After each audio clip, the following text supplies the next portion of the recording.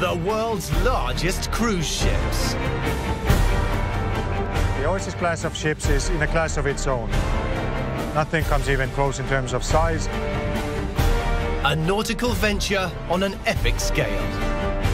We have 6 engines and the total output equals to power of 1,200 road cars. And the pioneering historic innovations. They're amazing. Very, very impressive. So it's reached its full efficiency now, and unfortunately, the paddle wheel just can't keep up. That made the impossible possible. In 2009, history was made with the launch of the largest class of passenger ships on the planet.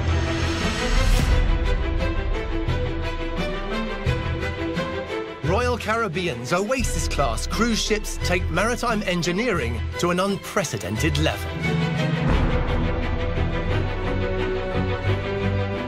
Now, in a shipyard in France, a third Oasis-class vessel is under construction, and when complete, will be the biggest of the group. Longer, wider, and heavier than any passenger ship that has come before.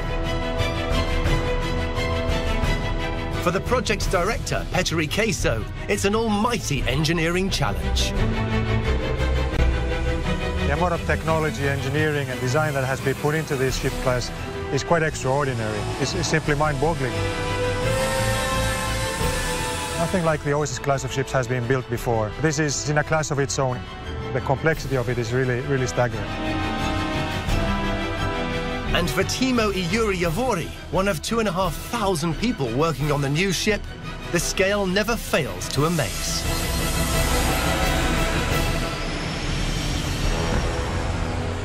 Sitting next to her makes me feel like standing next to a skyscraper. When complete, Harmony of the Seas will be almost 8 times longer than the Statue of Liberty is high, taller than 14 double-decker buses, and twice as heavy as the world's largest aircraft carrier.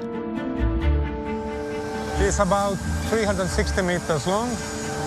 The funnel is reaching a height of 65 meters from the water level, and her gross tonnage is 227,000 tons. She is the largest ship ever built. Construction on such an immense scale would be impossible without a pioneering innovator from the past.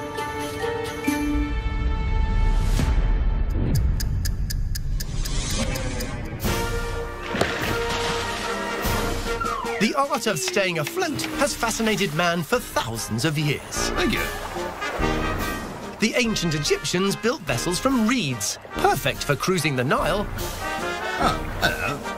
But their absorbent nature meant they weren't built to last. For centuries, wood was the material of choice. Onward. But warfare led to the use of metals and the mighty ironclads. Fire. Although iron could be brittle and prone to rust. Oh, yeah. And as mariners strived to build bigger, they needed a stronger and more resilient solution.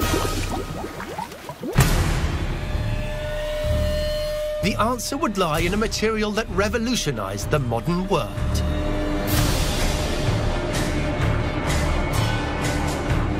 In the chamber behind me, there's about 150 tons of liquid molten steel. The temperature is phenomenal. It's about 1,650 degrees Celsius. Engineer Rhys Morgan is in the north of England, in the extreme environment of a state-of-the-art steel plant in Sheffield. This is absolutely amazing. It's the best thing I've ever seen. Different grades of steel are made by alloying iron with various metals and elements. The crucial starting point of the steel-making process is to remove the carbon and the other impurities. And now it's being poured into the ladle, and it'll go to the next stage, which is to take it to the converter. During this second process, the steel is further modified by adding extra alloys and blowing in oxygen. what's going on here is the very basics of steel making. And this wouldn't have been possible today without the pioneering work of one engineer that's known throughout the world by all material scientists. In the mid-1800s, British inventor Henry Bessemer revolutionized what had been for centuries an incredibly specialized and lengthy process. Traditionally, the wrought iron was layered with charcoal and heated over days, and the charcoal would diffuse into the iron, and that would produce the steel qualities. Very complex and difficult to achieve, and therefore very expensive historically.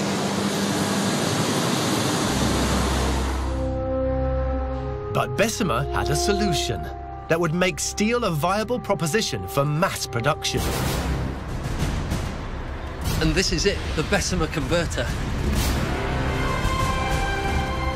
It's a huge, vast, cylindrical chamber, about 6 meters high, and it would have held 25 tons of steel. The converter's capacity may be impressive, but the contraption's real ingenuity was the speed at which it could create steel.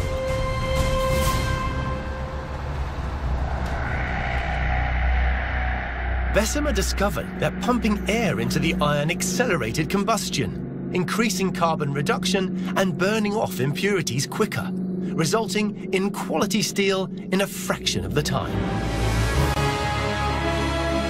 As mass production took off, steel's elasticity and strength proved the perfect match for the railways and the world of shipping. At the height of its demand, 10,000 tons of Bessemer steel was produced each week in Sheffield alone. And although processes have become more sophisticated and complex, it was thanks to the engineering genius of Sir Henry Bessemer and his revolutionary machine that over 1.5 billion tons of steel are now produced annually right across the globe.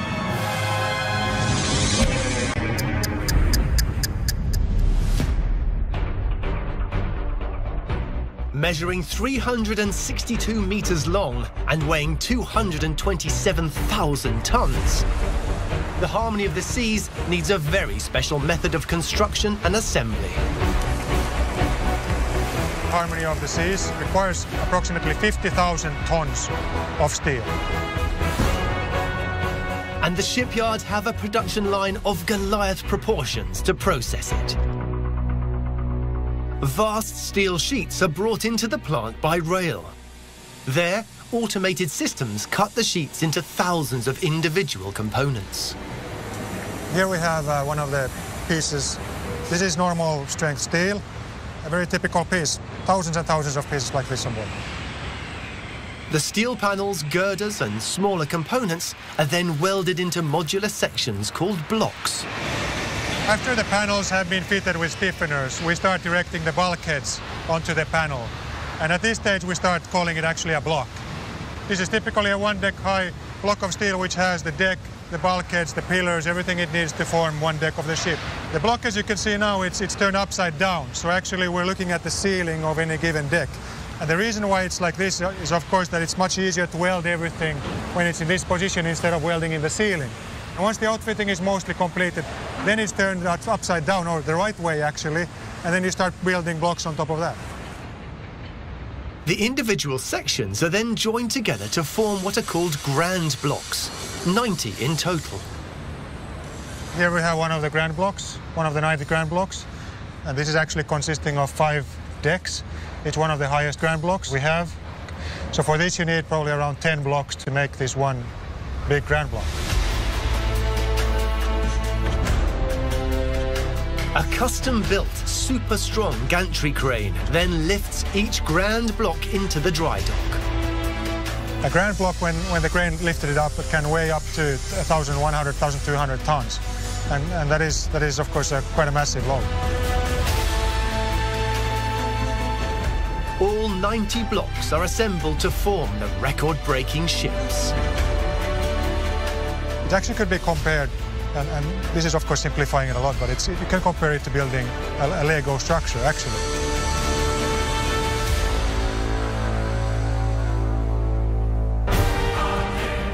But the Oasis-class cruise ships are no toy, and its designers and engineers will have to push the boundaries, drawing on the great pioneers of the past. You can feel the vibration, and then you see slowly movement. To create this record-breaking fleet of impossible engineering. A team of nautical designers and engineers have set themselves an extraordinary challenge: to build a fleet of cruise ships larger than anything ever seen before.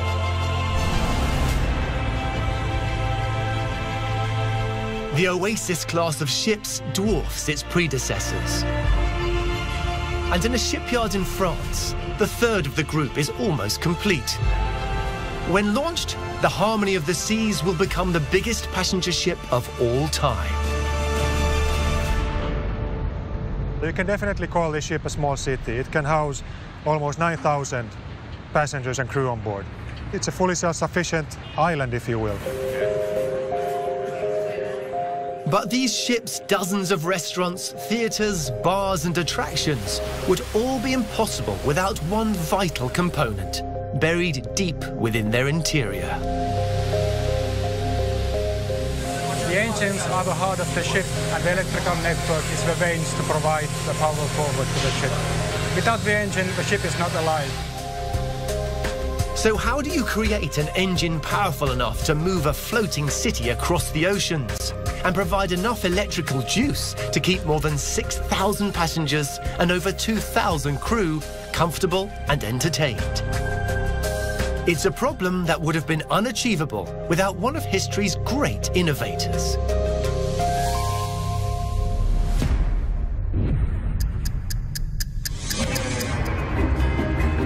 The Industrial Revolution gave birth to the steam-powered engine. Although it increased productivity, it came with a very big problem. To get rid of their bulbous boilers, engineers broke the mold, burning fuel within a new engine. Compressing gasoline and air and igniting it with a spark plug to drive the piston. The internal combustion engine was an industrial game changer. But as the 19th century drew to a close, another innovation was just around the corner.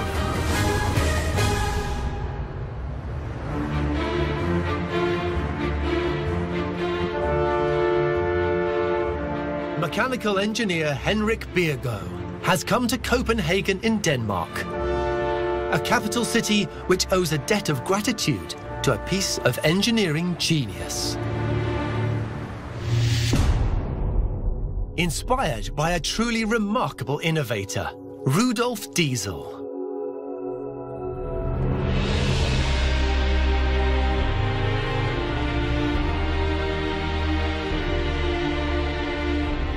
This is the H.C. Ørsted power station in Copenhagen. And inside, you'll find a giant version of Mr. Diesel's early engine concept, which changed the face of the industry globally.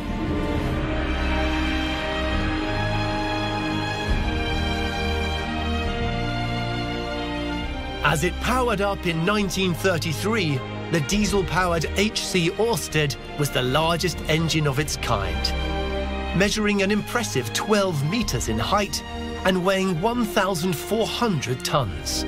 Still in working condition, in its heyday, it produced a mind-blowing 15 megawatts of power. It's absolutely huge. Standing next to this 3-4-story tall engine is very impressive. But despite its supersized stature, the real power from this engineering colossus is drawn from Rudolf Diesel's brilliant design, patented in 1894. It's very hard to believe that the inspiration to this piece of engineering came from an object which actually fits into the palm of your hand. Although the internal combustion engine had made a huge global impact, Rudolf Diesel's design innovation made it even more efficient. Crucially, it didn't require a spark plug, using only compression to ignite the fuel thanks to its innovative double-acting piston. This is a fire piston, And this little piece of kit was what inspired Rudolf Diesel in his development of the diesel engine. And it works like this. You have a small cylinder where you add a bit of cotton wool. The cotton wool will work as a fuel. You have a little piston. When you push down the piston here, the air will be compressed, the temperature will increase, and it will finally ignite the cotton wool. And it goes something like this. Compressing the air created heat. The heat forced the cotton wool to burn, turning it into energy, which forced the piston back up again. The perpetual motion within the compression ignition engine worked in almost exactly the same way. Air is drawn into the piston and rapidly compressed, creating heat. Named after its inventor, high-energy diesel fuel is then added, causing combustion, which pushes the piston out to start the process once more. Unlike the spark ignition engines, it was the continual firing of this diesel fuel piston that created superior power and efficiency. This means that you're able to burn not only many different fuels, but also cheaper fuels compared to a spark plug engine concept. When this ingenious piece of engineering was supersized, it created the awe-inspiring H.C. Orsted engine, which incredibly can still come to life more than 80 years after it was first fired up. We're now about to ask Otto to start up the engine which was once the largest one in the world.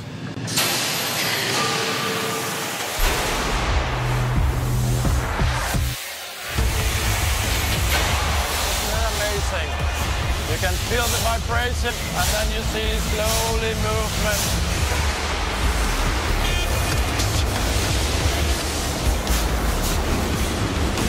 Very, very impressive. The 8 giant cylinders would throw out more than 22,000 horsepower, operating at around 75% efficiency, compared to as little as 10% achieved by steam engines. Basically, what you see here haven't changed dramatically in almost 100 years. Diesel's innovation was so remarkable, it transformed the industrial world. But its superior power and fuel efficiency had also made a huge impact in the world of shipping. The launch of the first diesel-powered liner in 1912 would transform the maritime world. Cleaner and more compact than its steam-driven predecessor, its engine was also up to 3 times more efficient, increasing range and opening up a new raft of trade and travel possibilities. I would say within mechanical engineering, it's the most important leap, no doubt of that.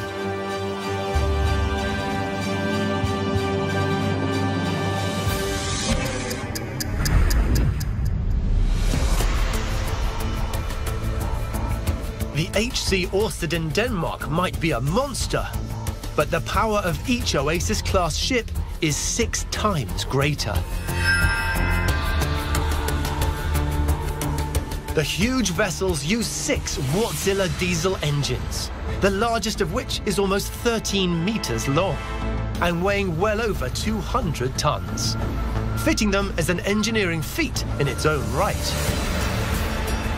Now, 2 years into this trailblazing project, what was once an impossible dream is finally becoming a reality for engineer Timo Ijuri-Javori.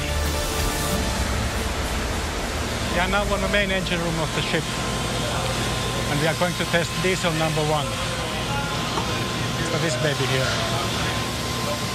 This is one of the most exciting days of the project.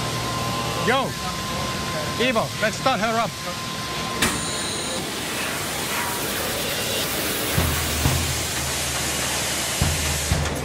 The giant engines generate electricity that not only powers the motors that drives the 227,000-ton ship across the world's oceans, but also provides enough energy for the floating city above.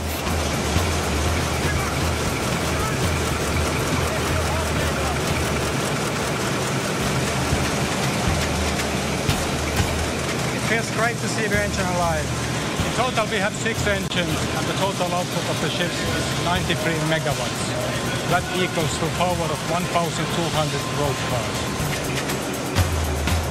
Without this mighty powerhouse, the world's largest cruise liners would be an impossible dream. Starting of the main engine is one of the main milestones on the shipbuilding project.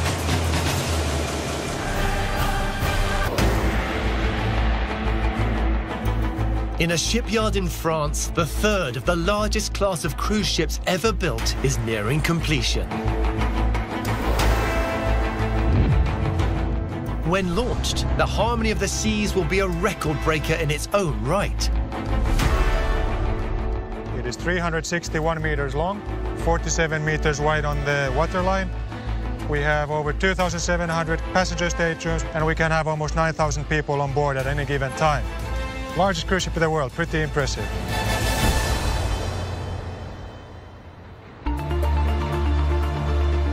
The enormous scale and width of the vessels has allowed them to do something never before attempted on cruise ships. The Oasis class has a split superstructure, which allows open space through the middle of the ships. Now we are on deck 8, forward, facing backwards. We are on the Central Park area, one of my favorite places of the whole ship. The inside cabins are not anymore inside cabins, but we have a perfect view to the park. We will have solid pavement here, live planters, just like a normal park. This concept is totally unique. You cannot find it anywhere else. Only an Oasis class has this split superstructure.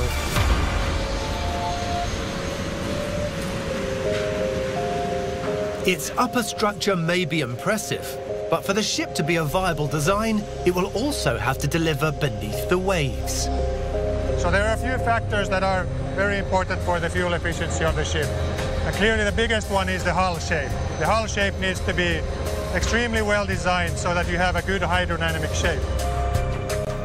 So how do you engineer a streamlined shape to efficiently power this gigantic ship through the world's oceans?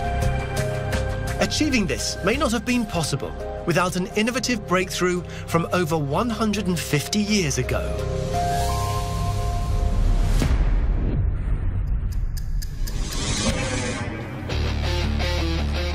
Dr. Andrew Steele is in the British seaside town of Torquay, a top venue for one of the most extreme forms of nautical competition. This is a Phantom 19 offshore circuit racing class powerboat, and it's built for one thing: speed.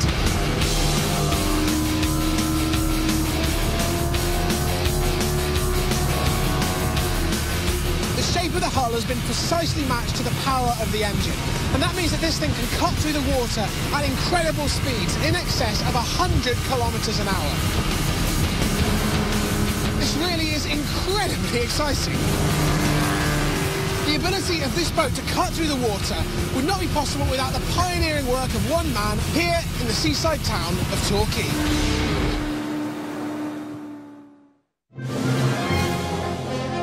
Over 200 years ago, the advent of engines transformed the maritime world. But naval designers still needed a greater understanding of how their ships moved through the water, so they could install enough power. For centuries, shipbuilders had a kind of one-size-fits-all notion about ship hulls. There was one generic shape that was considered the most efficient, but there was no real way of testing this, of working out how much drag, how much resistance a hull would encounter as it moved through the water. In 1870, engineer William Froude tackled this problem, building a groundbreaking facility that would set the benchmark for hydrodynamic testing to this day.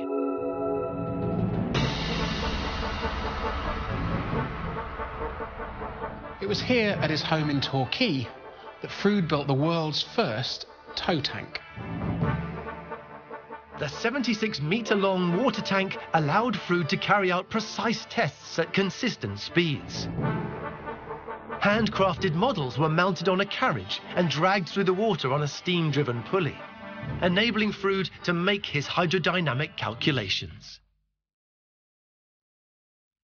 Froude's original tank out there in the garden is sadly no longer in existence. But we do have this lovely swimming pool. And here we're going to try to explain Froude's revolutionary discovery and how it changed the world of shipping forever. We've got 3 different shaped hulls. A flat-faced square box, a slightly streamlined rubber duck, and then this sleek speedboat. After ensuring they are equally weighted, each object is towed by a rope attached to a scale, measuring the amount of hydrodynamic drag. You can see this isn't slicing through the water, it's sort of making a load of turbulence. If you look at the scales, 3, maybe even 4 kilos. That's a lot of drag, a lot of resistance. Next up, the slightly more streamlined rubber duck. Well, that feels much lighter, and the scales bear that out. Maybe 1.5, 2 kilos of force there. And you can see the pool much less disturbed. There are far fewer of those eddies. The duck's just skimming across the top of the water. But I still think we can do better. Let's try the powerboat. This is almost effortless, maybe 600 or 700 grams tops. You can see much less disturbance to the water. The pool's almost still. And even from this scale model, you can see why we make boats in this streamlined shape. Although Froude appreciated the importance of friction between hull and water, his real breakthrough was understanding the drag illustrated by the model's wake pattern. Froude's real eureka moment was when he realised that he could use a law to relate the drag on a scale model of a boat to one that was full size. His ingenious formula created what has become known as the Froude number. That Froude number can then be used to compare a model ship to a full-size one. By making sure they've got the same Froude number, you can work out how much drag the larger ship will experience, work out how big an engine you need to install, and it was this discovery that revolutionised hydrodynamics and the shipbuilding industry. During the 1870s, Froude's groundbreaking innovation was home to over 46,000 experiments.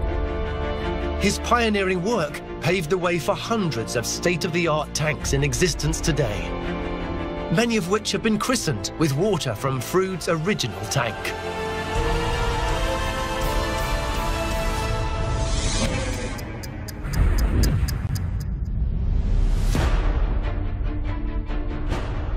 Engineers of the Oasis-class ships used huge 10-meter-long models in a tow tank that simulated a variety of sea and weather conditions. The result?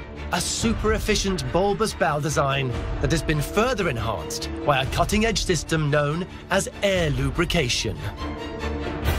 Air lubrication technology requires microbubbles, so we push the air through the bottom of the ship through a specifically designed grid that creates the microbubbles. We have them in a few locations on the ship in the forward part, and as the ship moves forward, the cushion of air moves along the ship's hull. The velocity and size of these microbubbles orientates the airstream along the underside of the vessel. The resulting cushioning effect significantly reduces friction and the power needed to propel the ship, increasing energy efficiency by around 5%.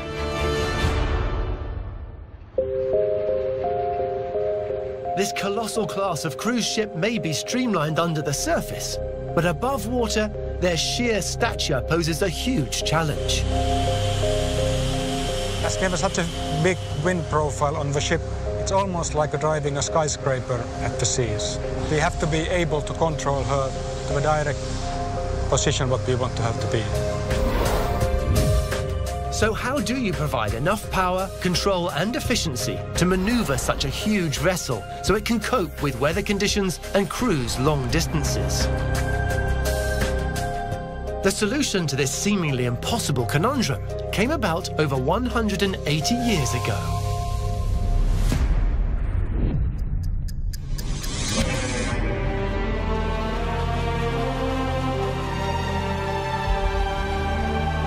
Naval architect Lucy Collins is in Dartmouth on the English coast, on board a boat equipped with an innovation that dominated shipping in the 19th century.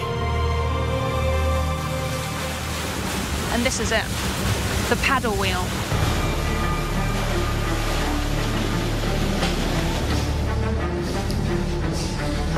Once the steam engine came along, the paddle steamer was born, and it was unrivaled as the main form of ship propulsion across rivers and the seas.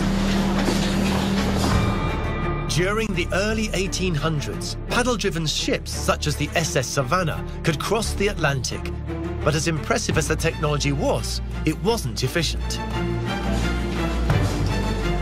So the paddles are on the side of the ship, and as it goes over waves, and particularly in rough weather, the paddles are going to start coming out of the water on either side, and this is going to reduce efficiency and speed.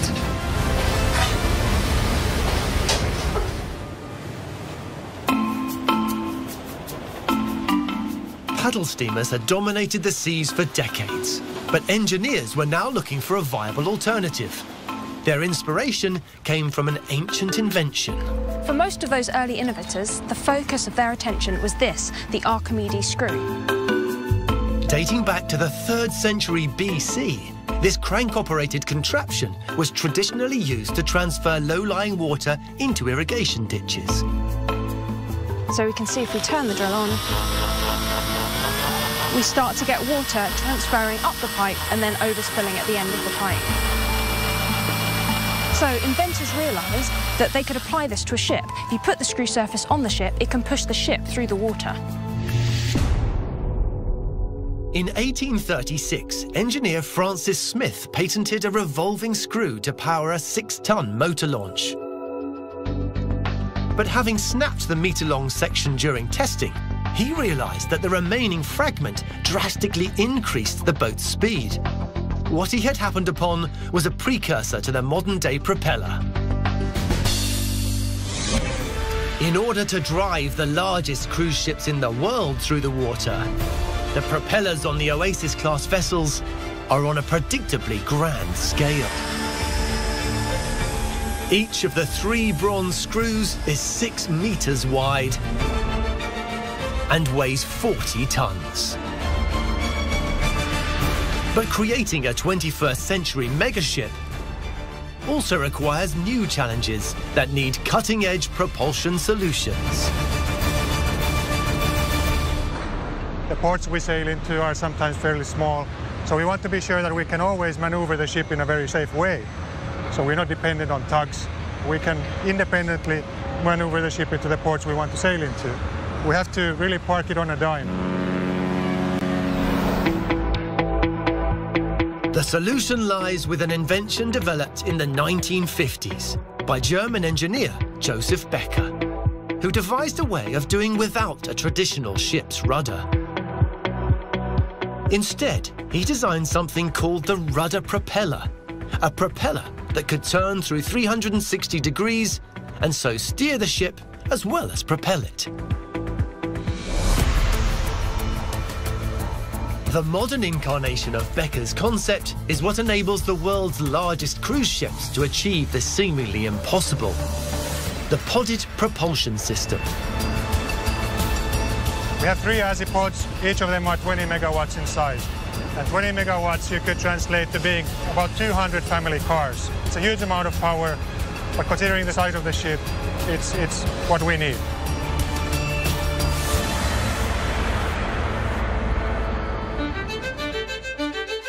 The 3 pods actually act like airplane propellers, pulling the ship through the water, rather than traditional pushing-style ship propellers.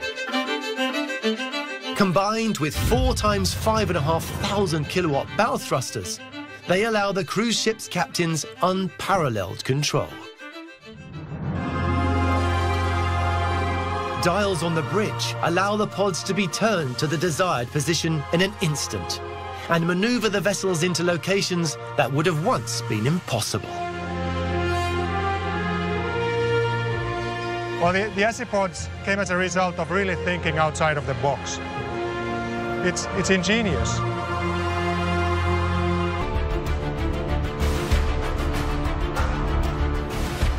The biggest cruise ship on the planet is just 4 months away from completion and launch.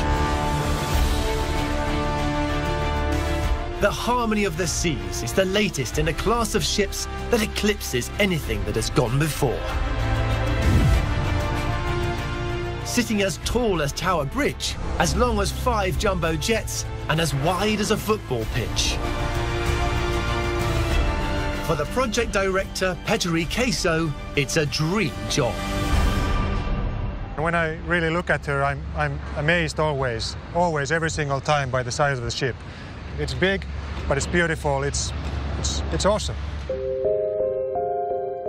This mind-boggling structure will hold up to 6,000 guests, making customer satisfaction the #1 priority. A potential challenge when the weather doesn't cooperate. The clearest issue we have is that the ship is not stationary. It moves, it rolls, it heaves. There's all kinds of movements and acceleration on the ship, which makes it a little bit more complicated. So how do you keep such an immense vessel steady so customers and crew can experience a smooth ride, whatever the sea throws at them?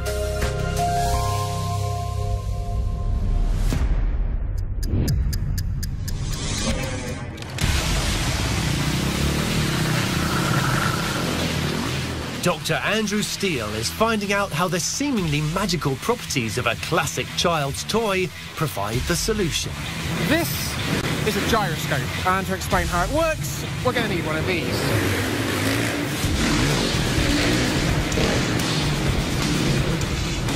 A motorcycle's wheels do more than just power and steer it.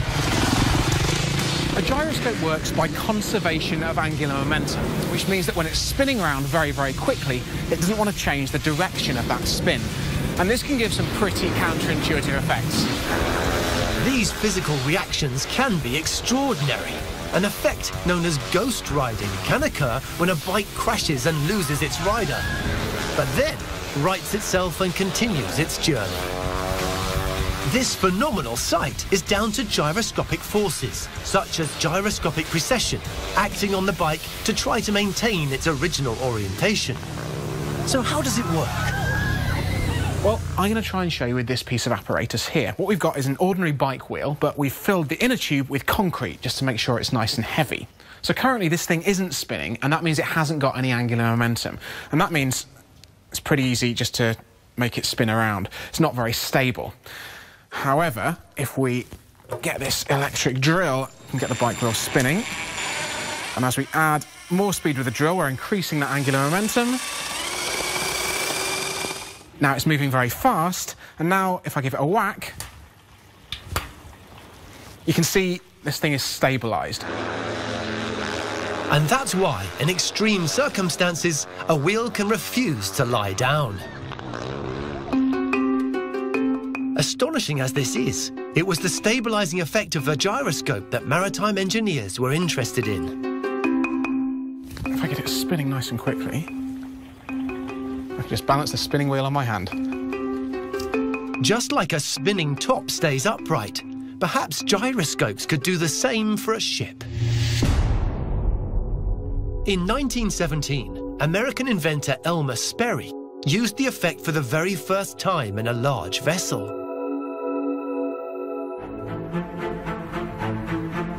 He equipped the USS Henderson with two enormous gyro wheels weighing 60 tons. Inside, 3-meter flywheels spun at an incredible 1,100 revs per minute, creating huge amounts of angular momentum in order to minimize the ship's roll. Although a huge engineering breakthrough, his brute force approach ultimately proved impractical. And as technology has developed, so has the use of the gyroscope. Over the years, pioneering scientists and engineers have experimented with these gyroscopic forces to the point where nowadays we can fit tiny gyroscopes on the surface of a computer chip like this one. And they're used everywhere, from mobile phones to aircraft and even ships.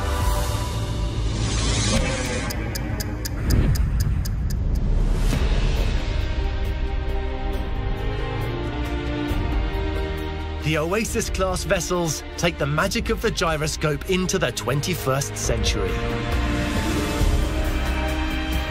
Instead of the giant spinning wheels employed in the USS Henderson, Harmony of the Seas and her sister ships use a small gyroscope as a sensor, which, via computer, controls mechanical stabilizers. So in rough seas, what we can use to minimize the roll and the movements of the ship are stabilizer fins. And they are actually fins that emerge laterally from the ship's hull. This is the location we are in now. And what it does, it's sort of like a wing that comes out of the ship. It emerges laterally like this, and then it turns around its axis. A 20-meter squared stabilizer blade is recessed into each side of the vessel amidships. They're deployed as and when the state of the seas demands it.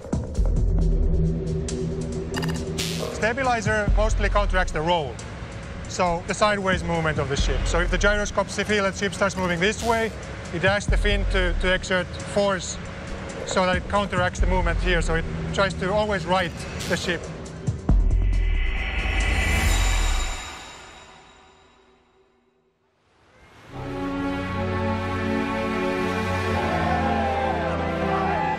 It's now more than a century since the first purpose-built cruise ship set sail on the world's oceans.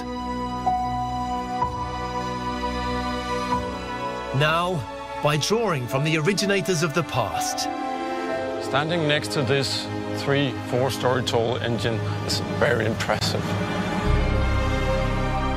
adapting their ideas, honing them, and making trailblazing innovations of their own, the engineers, designers and workers constructing the Oasis-class cruise ships are making history. When first these plans were thought of, I'm sure there were a lot of people who thought that we were absolutely nuts, absolutely crazy to think of even building a ship this large. But you know, we are not afraid to think large, think big, think outside of the box. And that's what you need. You need a little bit crazy thinking at times to really make great things. They've succeeded in making the impossible possible. When we started this project more than 2 years ago, we had only design on the paper. But as we now see it, the dream come true, I feel really proud of what we have achieved.